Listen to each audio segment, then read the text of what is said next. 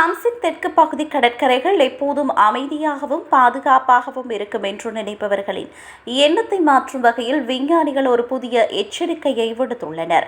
அடுத்த 30 ஆண்டுகளில் மத்திய தரைக்கடல் பகுதியில் 1 மீட்டருக்கும் அதிக உயரமுள்ள சுனாமி பேரலைகள் உருவாகுவதற்கான வாய்ப்பு 100% இருப்பதாக யுனெஸ்கோ அமைப்பு தெரிவித்துள்ளது.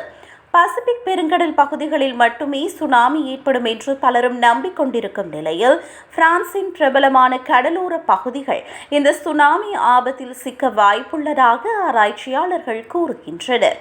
நிலநடுக்கங்கள் மற்றும் கடலுக்கடியில் ஏற்படும் நிலச்சரிவுகள் காரணமாகவே இங்கு சுனாமி ஆபத்து அதிகம் உள்ளது. இந்த மத்திய தரைக்கடல் பகுதியில் உருவாகும் சுனாமிகள் பசிபிக் பெருங்கடல் சுனாமிகளை விட ஆபத்தானவை ஆகும். ஏனெனில் இங்குள்ள கடற்பரப்பு குறுகியதாக இருப்பதால் பேரலைகள் உருவான வெறும் 10 முதல் 21 நிமிடங்களுக்குள் பிரான்சின் மக்கள் நடமாட்டம் அதிகமுள்ள கடற்கரைகளை மிக வேகமாக வந்தடைந்துவிடும் என்று விஞ்ஞானிகள் எச்சரிக்கின்றனர். வழக்கமான எச்சரிக்கை அமைப்புகள் மக்களுக்கு தகவலை கொண்டு சேர்ப்பதற்குள் பேரலைகள் கரையை தொட்டுவிடும் என்பதே தற்போதைய முக்கிய கவலையாக உள்ளது.